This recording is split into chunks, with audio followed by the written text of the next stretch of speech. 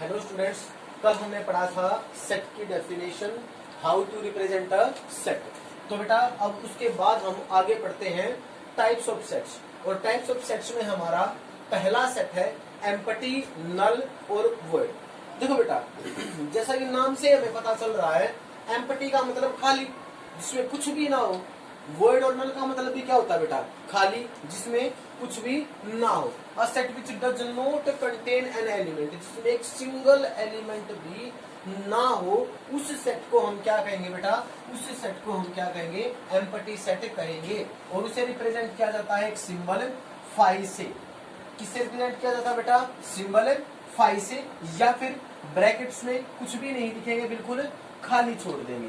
तो यहां से या तो लिखेंगे हम a इज इक्वल टू 5 या फिर a is equal to only ये खाली ब्रैकेट्स और कुछ भी नहीं। तो बेटा इसका एक सिंपल सा और एग्जांपल लेता हूं मैं, जिसको सेट बिल्डर फॉर्म में लिखता हूं मैं। x is such that x belongs to n, कि x मेरा कोई भी एक वेरिएबल है और उसमें किस प्रकार की वैल्यूज आएंगी? नेचुरल नंबर की टाइप की वैल्यूज आएंगी। और x है मेरा 2 से ग्रेटर है और 3 से मेरा x क्या है? लेसर। मतलब क्या हमारे पास इस नेचुरल नंबर इस x में कुछ भी आएगा? क्योंकि बेटा देखो, 2 से बड़ा और 3 से छोटा हमारे पास कोई भी नेचुरल नंबर होता ही नहीं है। तो मैं इस सेट को बेटा कैसे रिप्रेजेंट करूंगा?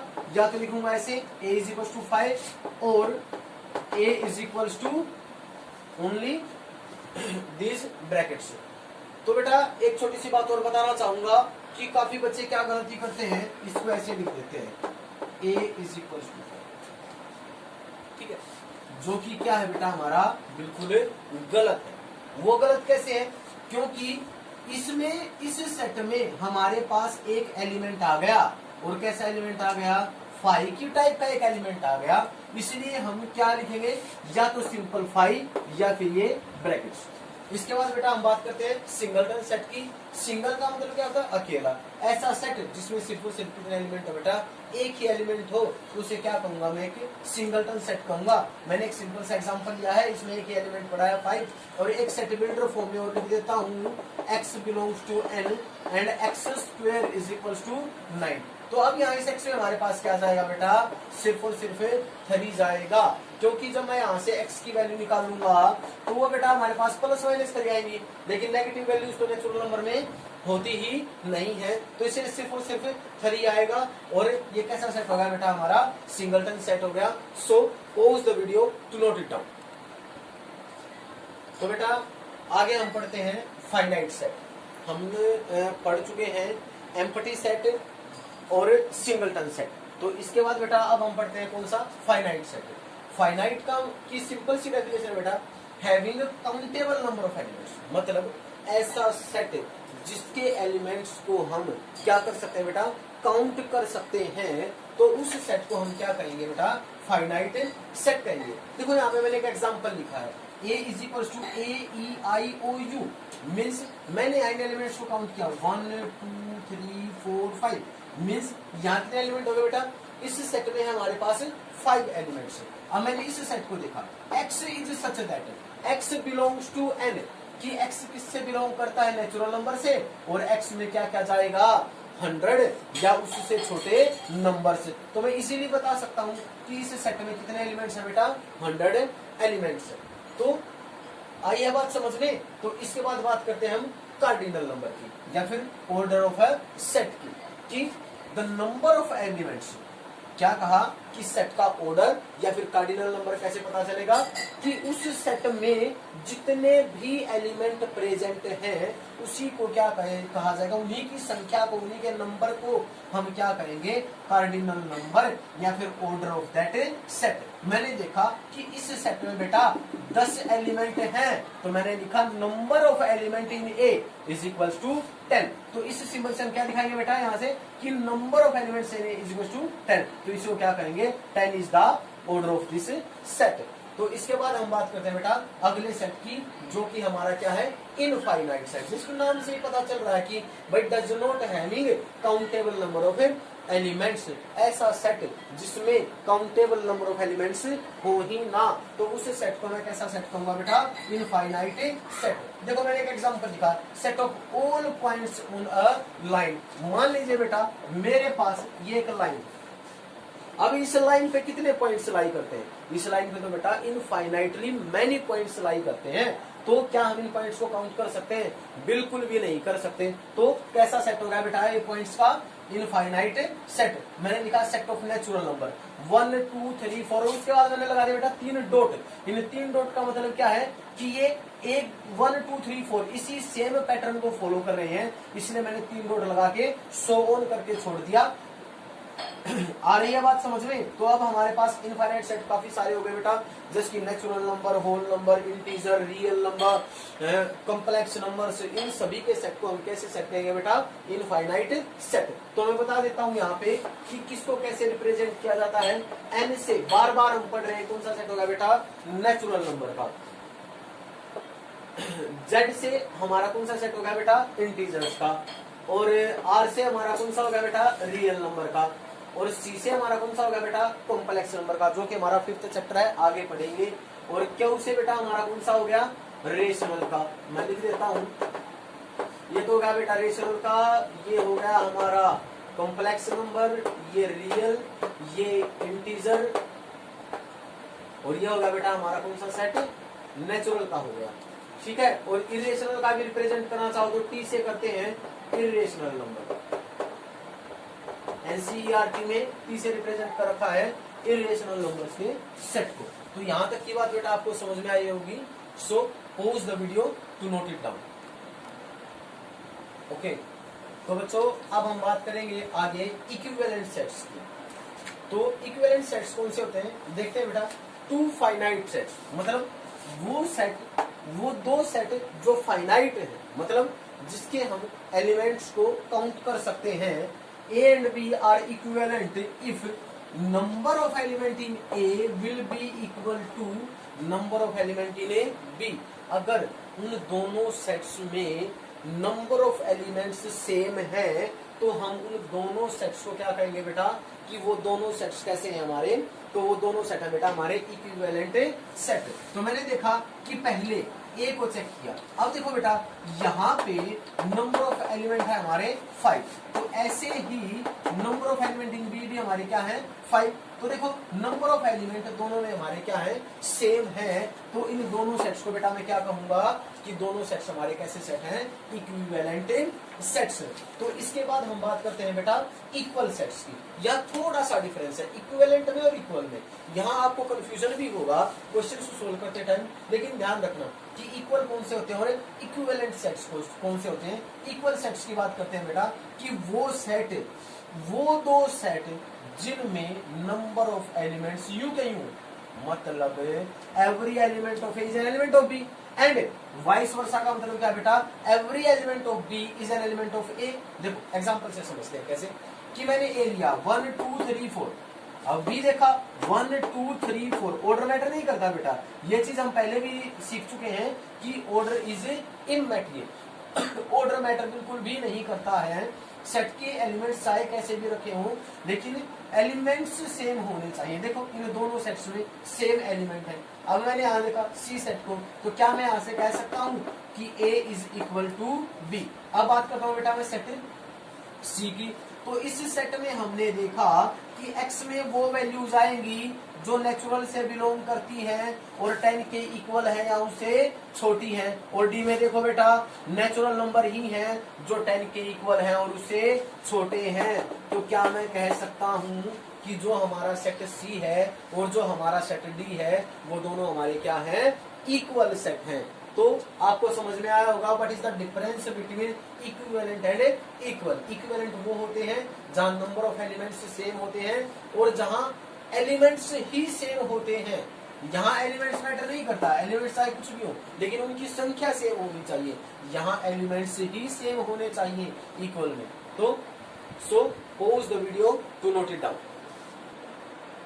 तो बेटा अब उसके बाद हमारा अगला टॉपिक है सबसेट का। सबसेट की बात करते हैं कि सबसेट क्या होता है। सब सेट का मतलब होता है part of a set. Simply अगर मैं बताऊं तो subset is the part of a set. देखते हैं कैसे। ए और बी मेरे पास कोई भी दो सेट, तो मैंने क्या लिखा कि if every element of A is an element of B, अगर ए का प्रत्येक एलिमेंट बी का भी एलिमेंट है तो मैं क्या कहूंगा, A is a subset of B. तो ए क्या है, बी का सबसेट है। ए क्या है, बी का सबसेट है। और उसको कैसे लिखा जाएगा, A is a subset of B, this is the symbol to represent the subset. अगर मैं कहूं कि A is not a subset of B, अगर ए बी का सबसेट नहीं है तो बेटा हम उसे लिखेंगे इस फॉर्म में कि A is not the subset of A B. अब बात करते हैं कि एग्जांपल से समझते हैं कि सबसेट एक्चुअली होता क्या है। मैंने लिखा ए में लिखा मैंने 1 2 3 4 और बी में लिखा मैंने अप टू 10। क्या ए का प्रत्येक एलिमेंट बी में प्रेजेंट है? 1 1 2 2 3 3 सॉरी 4 और 4। ये ए के सारे एलिमेंट यहां बी में प्रेजेंट हैं। तो मैं क्या कहूंगा बेटा, A is a subset of A B. तो मैं क्या कहूंगा, A is a subset of A B and B is called the super set of A. तो इस बी को क्या कहा जाएगा बेटा, ए का सुपर सेट कहा जाएगा। अब यहाँ पे बेटा हमारे पास कुछ केसेस है, उन केसेस को पढ़ते हैं। क्या कि पहला जो मेरे पास केस है, मान लीजिए मेरे पास ए है 1 2 3 और बेटा दूसरा है मेरे पास 3 2 और 1। अब यहाँ पे देखो, क्या ए का प्रत्येक एलिमेंट बी में प्रेजेंट है? हाँ, 1 1 2 2 3 3। तो क्या मैं यहाँ पे कह सकता हूँ A is a subset of B? तो यहाँ से ए बी का सबसेट हो गया। ऑल्सो मैंने देखा कि भाई बी का भी प्रत्येक एलिमेंट ए में प्रेजेंट है, तो क्या मैं यहाँ पे कह सकता हूँ B is also a subset of A? तो यहाँ से तो ए बी का सबसेट हो गया और बी ए का सबसेट हो गया। और एक मैं इससे थोड़ा सा पीछे चलूं तो मैं यहाँ ये भी लिख सकता हूँ कि A is equal to B. ए और बी दोनों क्या है, हमारे इक्वल सेट्स भी हैं। तो बेटा जब भी ये सिचुएशन आ जाए कि दोनों सेट इक्वल हों तो यहाँ से दो बातें निकल के आती हैं। एक तो क्या कि एक सेट, कोई भी सेट खुद का, खुद सेल्फ का क्या होता है बेटा, सबसेट होता है। एक बात तो ये निकल के आई। और जब कोई सेट खुद का सबसेट होता है तो उसको बोला जाता है इम्प्रॉपर सबसेट। इम्प्रॉपर सबसेट, उसको क्या बोला जाएगा बेटा, इम्प्रॉपर सबसेट। और अगर ये पहले वाला केस है जिसमें एक सेट दूसरे से बड़ा है, मतलब कि दोनों सेट इक्वल नहीं है, तो उस केस में क्या बोला जाएगा बेटा, प्रॉपर सबसेट बोला जाएगा। और उस बड़े वाले सेट को क्या कहा जाएगा, उस छोटे वाले सेट का सबसेट कहा जाएगा। आई है बेटा बात समझ में? तो एक चीज और यहां से निकल के बाहर आती है कि एक तो ये यहां से एक केस निकल गया कि जो खुद सेट होता है वो अपने आप का सबसेट होता है। दूसरी बात, जो हमारे पास नल सेट होता है, जो हमारे पास क्या होता है बेटा, नल सेट होता है, वो सबका, वो एवरी सेट का क्या होता है बेटा, सबसेट होता है। Means null set is the subset of every, is the subset of every set. एक तीसरी बात, तीसरी बात के बारे में बात करता हूं कि मान लीजिए मेरे पास एक सेट है ये ए, जिसके एलिमेंट्स हैं 1 2 और 3। अब मेरे को निकालने हो जाए बेटा, कोई मेरे से पूछ ले कि इस सेट के टोटल नंबर ऑफ सबसेट्स बताइए, then how to find the total number of subsets. तो मैं क्या करता हूँ बेटा, इसके सबसेट्स बना के देखता हूँ। मैंने इसके सबसेट्स बनाए, मैंने, एक तो हो गया बेटा 5, दूसरा मेरे पास इसका सबसेट क्या हो बेटा 1, क्योंकि 1 इसमें प्रेजेंट है।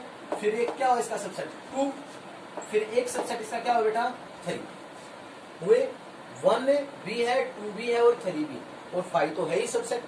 अब इसके बाद एक सबसेट है बेटा मेरा 1 और 2, और एक सबसेट है बेटा मेरा 1 और 3, सॉरी, और एक सबसेट है बेटा मेरा 1 और 2 और 3। तो मेरे कितने हो गए, 1 2 3 4 5 6 7। अब एक तो हम छोड़ गए क्या कि every set is a subset of itself, तो यहां से मेरा 1 2 और 3 ये भी हमारे पास क्या हो गया, इसका सबसेट हो गया। तो यहाँ पे मेरे पास कितने आए, 1 2 3 4 5 6 7 और 8। तो मेरे पास अब यहाँ पे कितने सबसेट हो गए बेटा, इसके 8 सबसेट हो गए। तो means 2 raised to the power 3 is equals to 8। तो अगर मेरे से कोई पूछे कि भाई number of subset of a set if there are n elements, अगर उस सेट में कितने एलिमेंट है बेटा, नंबर ऑफ एलिमेंट्स उसमें कितने हैं, n नंबर ऑफ एलिमेंट्स हैं, तो उसके टोटल नंबर ऑफ सबसेट कितने होंगे, उसके टोटल नंबर ऑफ जो उसके सबसेट्स होंगे वो होंगे बेटा 2 raised to the power n होंगे। तो उसमें टोटल नंबर ऑफ सबसेट कितने होंगे बेटा, 2 raised to the power n। So students, pause the video to note it down।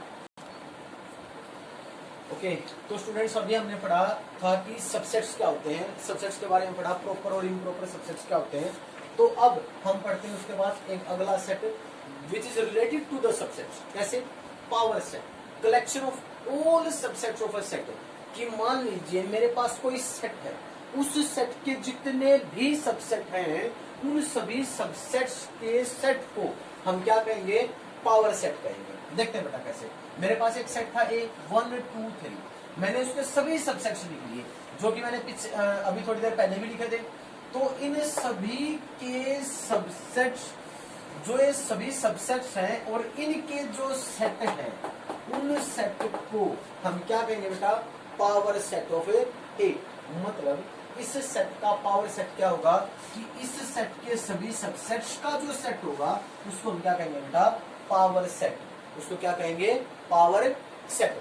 अब बात करते हैं, अगर हमसे कोई पूछे कि number of elements in power set of A, उस पावर सेट में नंबर ऑफ एलिमेंट्स कितने होंगे, वो सिंपल सी बात है, इसमें एलिमेंट्स कौन से आने हैं, किसी दिए गए सबसेट के, किसी दिए गए सेट के सबसेट। अब इस सेट के अगर मैं नंबर ऑफ सबसेट निकालूं तो कितने हो जाएंगे बेटा, 2 raised to the power 3 8। तो इस सेट में कितने एलिमेंट आने हैं, ये 8 एलिमेंट आने हैं। तो क्या हो जाएगा, 2 raised to the power m, 2 raised to the power m। और ये जो m क्या है हमारा, m will be the number of elements of the given set। अब बात करते हैं कि जो बेटा ये हमारा पावर सेट होता है, इस पावर सेट का जो प्रत्येक एलिमेंट होता है वो अपने आप में बेटा क्या होता है, एक सेट होता है। आ रही है बात समझ में। तो इसके बाद हम बात करते हैं आगे यूनिवर्सल सेट की। यूनिवर्सल सेट क्या होता है, a set contains all sets in given context. कि जो दिया गया कंटेक्स्ट है उस कंटेक्स्ट में एक ऐसा सेट जो सभी सेट्स को कंटेन करता है। देखो इस गिवन कंटेक्स्ट को समझते हैं with the help of an example. अगर मान लीजिए बेटा हम नंबर सिस्टम की बात करते हैं, नंबर सिस्टम का नाम सुनते हैं, हमारे माइंड में कौन से नंबर आते हैं बेटा, सीधे हमारे माइंड में आएंगे नेचुरल नंबर। हमारे माइंड में बेटा आने सीधे सीधे नेचुरल नंबर। अब एक बात देखो, इस नेचुरल नंबर में कितने और सेट्स आते हैं, set of prime number, set of composite number, set of even number, set of odd number, और भी पता नहीं कितने हम सेट बना सकते हैं। मेनली ये देखो, ये जो प्राइम का, कंपोजिट का, इवन का, ओड का, ये सारी की सारी चीजें किसमें आती है, हमारी इस नेचुरल नंबर के सेट में आती हैं। तो इन सेट्स के रिस्पेक्ट हमारा जो है नेचुरल नंबर का सेट हो गया बेटा, ये कैसा सेट हो गया, ये हो गया हमारा बेटा कैसा सेट, यूनिवर्सल सेट हो गया। एक और सिंपल से एग्जांपल से समझते हैं।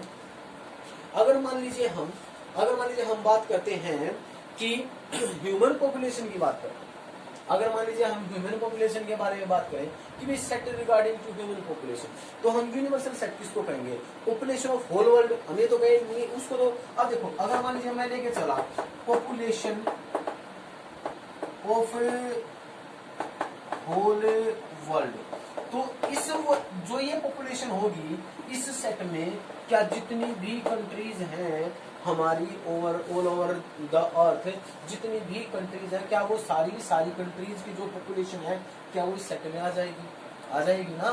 तो इस सेट को इस दिए गए कंटेक्स्ट में, उस कंटेक्स्ट के हिसाब से हम ये डिसाइड करेंगे कि जो सबसे बड़ा सेट है उस सेट को बेटा हम क्या नाम देंगे, यूनिवर्सल सेट। और इस सेट को रिप्रेजेंट किया जाता है बेटा किससे, कैपिटल यू से रिप्रेजेंट किया जाता है। ओके, आई होगी बेटा यहाँ तक की सबको बात समझ में। इसके बाद एक छोटा सा टॉपिक और है, so pause the video to note it down. Okay बेटा, आगे हम पढ़ते हैं सबसेट्स ऑफ रियल नंबर। जैसा कि हम 10th क्लास में पढ़ चुके हैं, रियल नंबर का जो हमारा जो सेट है वो सबसे बड़ा सेट है। सबको पता है कि देखो नेचुरल नंबर कौन से होते हैं बेटा, counting number are called natural number. और इंटीजर्स में क्या होता है बेटा, इंटीजर्स में हमारे आ जाते हैं होल नंबर, और सारे होल नंबर्स में कौन से नंबर आ जाते हैं बेटा, हमारे नेचुरल। तो नेचुरल किसका सबसेट हो गया, होल का, सॉरी इंटीजर का। इंटीजर किसका सबसेट होता है बेटा, रेशनल का। और रेशनल किसका सबसेट होता है बेटा, रियल नंबर का। और ऐसे ही टी से हमने किसको रिप्रेजेंट किया बेटा, इरेशनल नंबर के सेट को रिप्रेजेंट किया है। और इरेशनल्स भी किसका सबसेट होते हैं बेटा, रियल नंबर का ही सबसेट होते हैं। तो अब हमारा एक लास्ट टॉपिक रहता है आज का, वो हमारा क्या टॉपिक है बेटा, intervals as the subset of R. जो हमारा रियल नंबर है उसके सबसेट्स में इंटरवल्स की बात करते हैं। कैसे, सबसे पहले हम पढ़ेंगे बेटा क्लोज्ड इंटरवल। हम क्या करेंगे बेटा, हमारे पास कोई भी दो नंबर होंगे ए और बी, किस प्रकार से, ए छोटा होगा हमारा किससे, बी से। तो उस सेट को, तो हमारे पास then the set of all real numbers X, उन सभी रियल नंबर्स का जो किस प्रकार है बेटा, x क्या होगा, greater than equal to a और less than equal to b। तो उसे हम कैसा इंटरवल कहेंगे बेटा, क्लोज्ड इंटरवल कहेंगे। और उसे डिनोट किया जाता है किसे, ऐसे ब्रैकेट्स में, क्लोज्ड ब्रैकेट्स में a और b को लिखा जाता है। इसका मतलब समझते हैं क्या है। मान लीजिए मेरा ये नंबर था a और ये नंबर था b। मान लीजिए मेरा ये नंबर है 2 और ये नंबर है बेटा मेरा 5। तो इस इंटरवल में 2 भी इंक्लूड है, 5 भी इंक्लूड है। और 2 और 5 के बीच में जितने भी रियल नंबर हैं, मतलब इन दोनों के बीच में बेटा कितने रियल नंबर हैं, इनफाइनाइटली मैनी रियल नंबर्स आते हैं। तो इस इंटरवल को हम क्या कहेंगे, क्लोज्ड इंटरवल। अब बात करते हैं ओपन की। ओपन में भी डेफिनेशन सेम रहेगी, बस थोड़ा सा यहाँ चेंज आता है। एक्स ए और बी के बीच में लाई करता है, मतलब ना तो ए उस इंटरवल में इंक्लूड है और ना ही बी इंक्लूड है। उसमें सिर्फ और सिर्फ कौन इंक्लूड है, ए और बी के बीच के नंबर, मतलब ना तो 2 इंक्लूड है ना ही 5 इंक्लूड है। इनके बीच में इंक्लूड है सिर्फ और सिर्फ 2 और 5 के बीच में जितने भी इनफाइनाइटली मैनी रियल नंबर आते हैं वो सारे इनके बीच में इंक्लूड है, बाकी नहीं है। अब बात करते हैं बेटा सेमी ओपन हो या सेमी क्लोज। सेम है, या तो इसको भी सेमी ओपन या सेमी क्लोज दोनों में से कोई भी नाम दिया जा सकता है, और इसको भी दोनों में से कोई भी नाम दिया जा सकता है। तो यहाँ पे देखते हैं सर, ए की साइड से ओपन है और बी की साइड से क्या है, क्लोज। बस सिंपल सी बात है। मान लीजिए ये मेरा 2 था और ये मेरा 5 था, तो 2 इंक्लूड नहीं होगा, 5 हमारा क्या होगा, यहाँ पे इंक्लूड होगा। बस अब इसमें क्या था बेटा कि यहाँ पे 2 था और ये 5 था, यहाँ पे हमारा क्या बेटा 2 तो इंक्लूड होगा और 5 इंक्लूड नहीं होगा, और उसके बीच के रियल आएंगे, बाकी इसमें कुछ भी नहीं आएगा। तो यहाँ तक का हमारा टॉपिक आपको समझ में आया होगा, बड़ा ही इजी कॉन्सेप्ट था। So pause the video to note it down.